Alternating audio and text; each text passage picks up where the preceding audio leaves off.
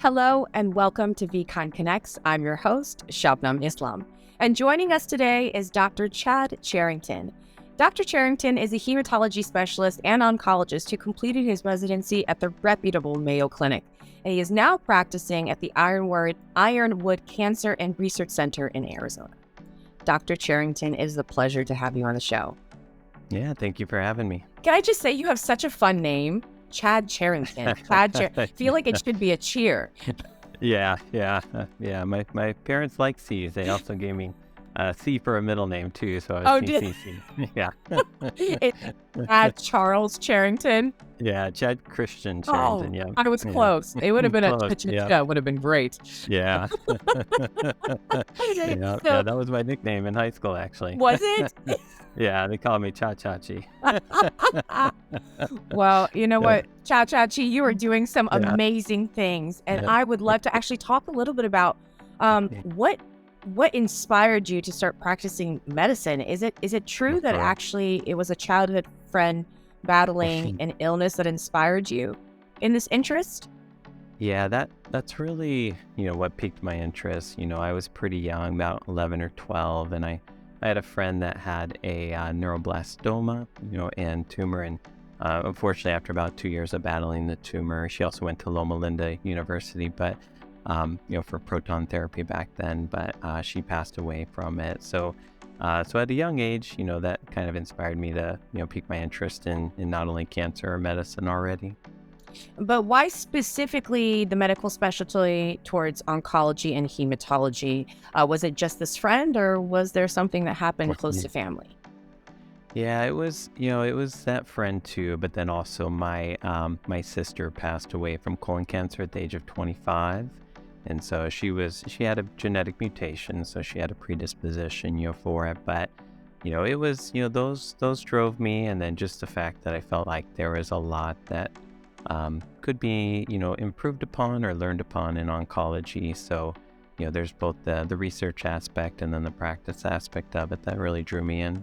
And I love that you talk about a genetic mutation, because we do know that genetics does play a large role in determining whether we have the affinity to getting cancer later in life, but there's also significant environmental factors. So can you kind of talk about those and the differences? Yeah. It is a very common misconception that, genetic, plays a predominant role, whereas, genetics in most cancers play maybe about a 5 to 8% role in risk factor for cancers. And some genetic mutations, like my sister had, an APC mutation, has about 100% penetrance. So most people who have that mutation will develop a cancer. But other genetic mutations have a much lower penetrance, meaning most people will not develop cancer, even if they have that genetic predisposition. So most of cancer is more we call epigenetics, or, exposure to, the environment. There are some cancers that are linked to viruses, but environment may play anywhere from like a 50 to 80% role, and that is predominantly diet and then a little bit of other environmental, toxicities. So tell us how you actually arrived to the advocacy of plant-based medicine as part of your career focus. I was raised a Seventh-day Adventist, so I already, started on like a vegetarian, a little bit vegan diet, but, my parents were not that strict. We kind of bounced around a little bit between omnivore and vegan, as a child. And then it wasn't until, I was in my fellowship for oncology, when I started getting a lot of patients would ask me, about diet, nutrition, what should I do? And, some of my brilliant mentors would actually have no answers for me and just tell me to just tell them diet doesn't matter, tell them to eat whatever they want. And I didn't really like that response. So, I was already, mostly plant-based, at that time, but I started doing some more research, and that's where things like the China study, Forks Over Knives, Dr. Michael Greger, How Not to Die Eventually later on, really influenced me. And I just started reading more and more about it, and I started practicing that myself. And then it did take me, a couple of years to get, comfortable in my own practice before actually kind of trying to educate patients on that and trying to promote that, to my patients. And so let's talk about how you are incorporating these nutrition or lifestyle changes, because I've noticed on your website that nutrition is part of your support care services. So you have RDs on hand, is that correct? Yeah. Yes, we do. Yeah. And so are they working in individual on an individual basis with particular clients, or do you provide group services, classes? Yeah. Let's Yeah, so our registered dietitians are very good. They have a lot of training in cancer medicine, and they do promote, mostly whole food. I personally would love people to be 100% whole food, but that's very hard for people to do that aren't really used to eating that way. So it does take, I do have some people, a small number, who will just jump right into it, and other people are a little more skeptical or resistant, but at least if I can kind of push people in that direction. Yeah, so I work on that, and then also our registered dietitians are very helpful for that. And so what benefits have you actually seen through the inclusion of plant-based nutrition in your practice? A lot of what I have is just anecdotal.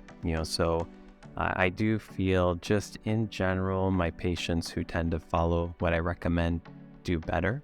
And like I'll give you an example. Is I probably have at least 5 to 10 patients who have battled pancreatic cancer, which advanced pancreatic cancer has about a 20-25% 5-year survival or less.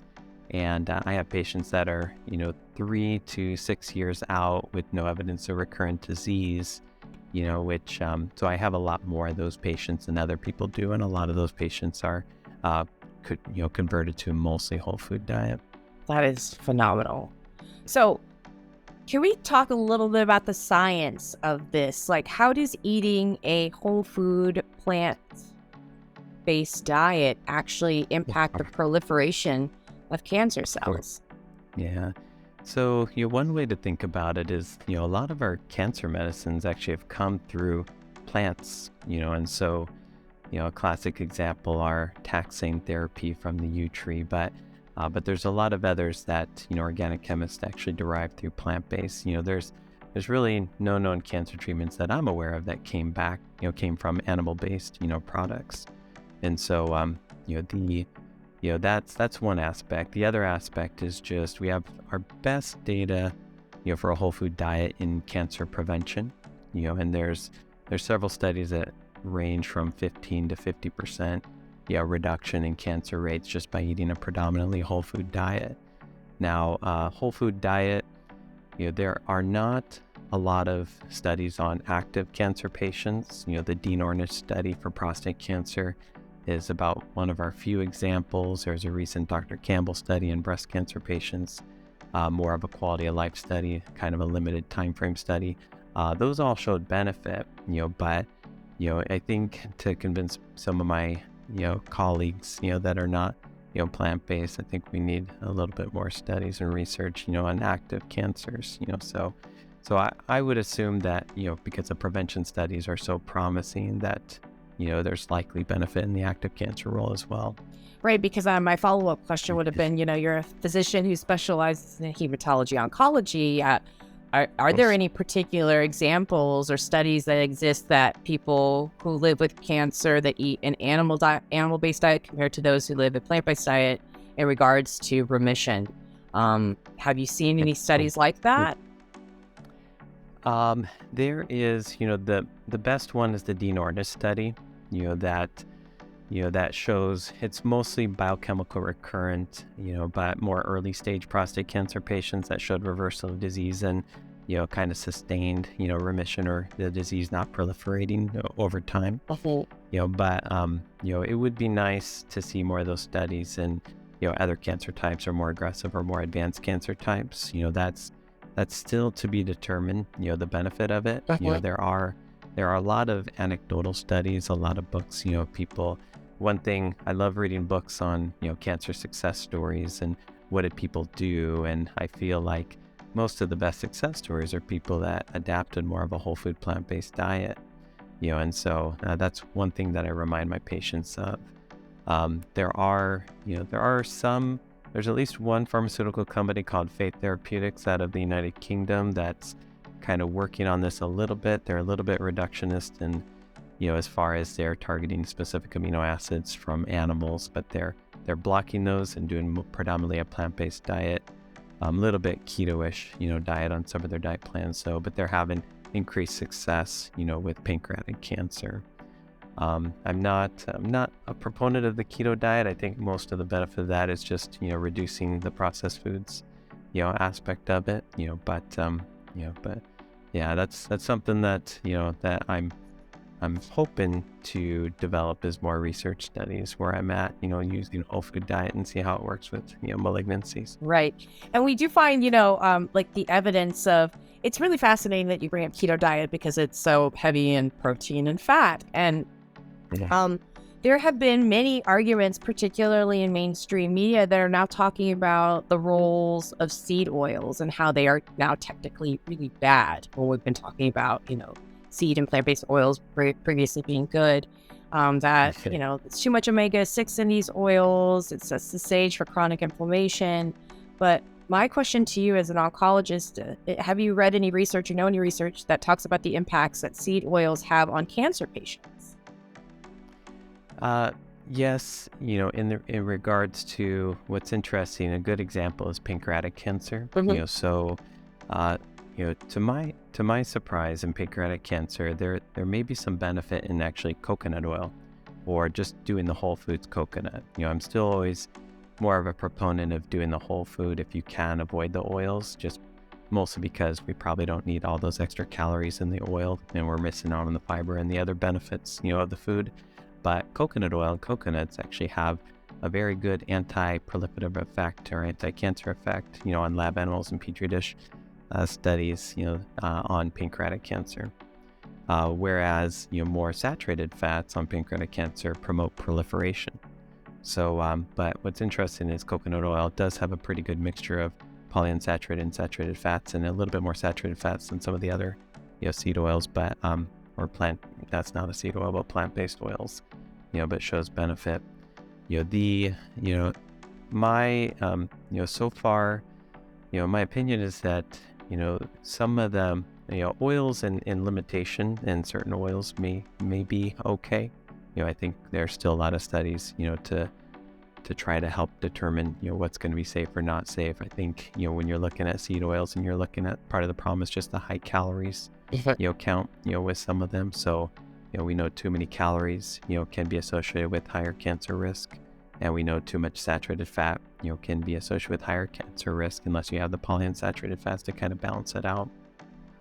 And so, is this any different than consuming just raw nuts, or does it have the same impact? Our viewers want to Uh, know. yeah. I think, so this would be more my opinion. I'm not sure, how great the evidence is for this, but I always promote eating the whole food. I always promote, eating nuts, before doing the oils, if possible. So there's very limited or questionable benefit of using some oils, particularly like cold pressed canola or extra virgin olive oil. But yeah, I feel like we need more studies there, and that's kind of to be determined. Their anti-inflammatory benefits versus the negative impact of getting too many calories from the oils. Great. But I think what I really love about your practice, Dr. Cherington, is that you really provide a comprehensive approach to tackling cancer. It's not just traditional medical oncology treatments. You're also providing nutrition, you're providing counseling services, and then you also emphasize specific healthy behavior or lifestyle changes. Could you talk about that briefly? Yeah, so I'm, I feel like I'm pretty open. I work with an integrative provider in my same clinic. I work with a few other naturopathic integrative providers. I'm a fan of Steven Seagal, who wrote Cancer Secrets. And Dr. Block as well. I've been in communication with, but I'm also a big proponent of exercise. So I myself try to be an example and, try to exercise on a routine basis and promote my patients to exercise. But I feel like a whole food plant-based diet and then exercise those combination are two of the best things you can do for anti-cancer benefits. So what can we see coming from you in the next 5 years to come? Is there some more research, or is there expansion of your program? We'd love to hear more about what you plan on doing. Yeah, so, all the above. So I'm hoping to expand and make a little bit more. I'd like to do some more education classes in my community. I'd like to, start up, some more online educational programs where we've kind of started that, but we're pretty limited in that right now. So I'm trying to position myself to have more time to be able to, grow that program. And then the other part is I'm trying to see what I can do, as far as studies go, and working with patients with whole food plants. But there's kind of the most challenging aspect of those studies. One is controlling people's diet and making sure they're actually sticking to the diet that we recommend. And that takes kind of time, resources, and money to monitor that. And then also it takes a willing participant. So I'm still trying to convince people. I'd say I'm successful, not as most people are not very successful, and I think they just look at me and think, no, I want to eat my meat. Yeah, but I mean, tell us what it's like to live with that kind of cognitive dissonance as a physician. I mean, you have the Hippocratic Oath, you now have the plethora of education in terms of nutrition because you've made it a core focus of your practice. But what is that like, breaking through those barriers with people where it's really life or death? How do you change lifestyles? Yeah, I would say that's the most challenging aspect of my practice. Sometimes it's easier to get someone to take chemotherapy than to change their diet. So even though the diet, is going to be a lot less harmful, your side effects than any kind of chemotherapy is going to be.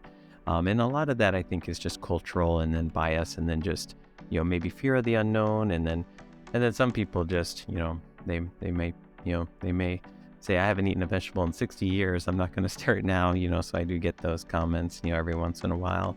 But part of it is, I wish the whole field of medicine, would kind of learn, more about the benefits of plant-based, like educate themselves on like diabetes management with Neil Bernard and, the Mastering Diabetes coursework. Because I feel like I'm constantly trying to educate people in areas that are not hematology, oncology, but diabetes is a huge risk factor for malignancy. So I want people to control their diabetes appropriately. So I frequently am educating people, but I'm telling them things they've never heard before. So in one interest, they're interested, but then the other aspect is I think they're kind of skeptical, like, this is the only doctor telling me this, why, should I believe them? And I try to get them to, review some of the readings or the research on it. And some people, end up being receptive and do really well.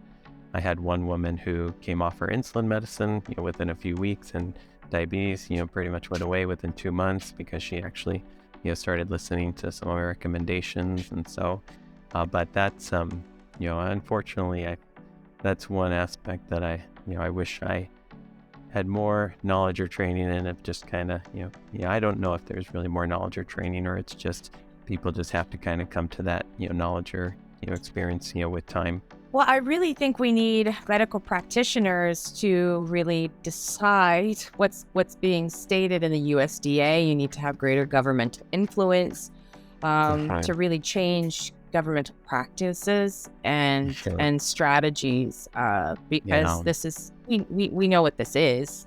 We know that this is big dairy, big pharma, big meat agriculture having a lot of hands telling the American people what to eat, and it is incredibly confusing. Yeah, and it is. It's keeping a lot of medical practitioners busy and lucrative. It's a lucrative practice, but it's just not. I believe it is the antithesis of what the Hippocratic Oath really is. Yeah, it is. I mean, if I could give one more example, I have a patient with prostate cancer who didn't really want therapy for his prostate cancer, and the PSA was starting to get quite high, right around 80, and normal PSA is less than 4. That's a marker for prostate cancer. And I convinced him to try a whole food diet, and his markers came down to about 20.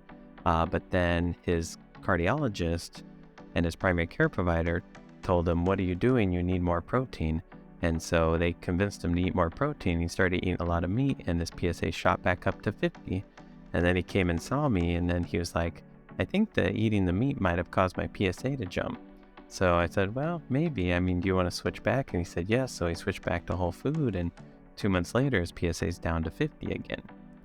So that, I feel like that's a good anecdotal evidence of just, cancer going up and down depending on, the dietary intake. But Well, you've got a lifetime of work to do, and we really do hope you make that impact. So I would like to ask you, what would you like your legacy to be when you leave this earth? yeah, well, I would love to, at least test or put forth or see, the benefits of whole food diet, on cancer therapy. Surprisingly, we have so much research over the last 40 years in cancer therapy, but active nutritional intervention on active cancers, we have very sparse data, and so, that kind of surprises me, that we haven't, kind of delved into that more. And we're constantly focused on, targeted chemo drugs or other drugs that have kind of limited targeted benefit in cancers instead of looking at kind of the whole picture and lifestyle with cancer therapy. So that's something that I would like to expand, the research on. So Not only change the research, change the whole practice, change the way we look at patient practice, change the way we look at a patient, change the way we look at medicine. yeah, definitely. And we're so grateful for you, Dr. Chad Cherington. Thank you so much for sharing your time with us today. Yeah, thank you. And that wraps up this edition of Be Kind Connects with Dr. Chad Cherington. To learn more about Dr. Cherington, his published works, and his practice and comprehensive services, please go to the website on our screen. And to watch this episode and many more, check out www.vkindconnects.com. And thank you again for your continued support of the veg economy. We'll see you next time. Thanks.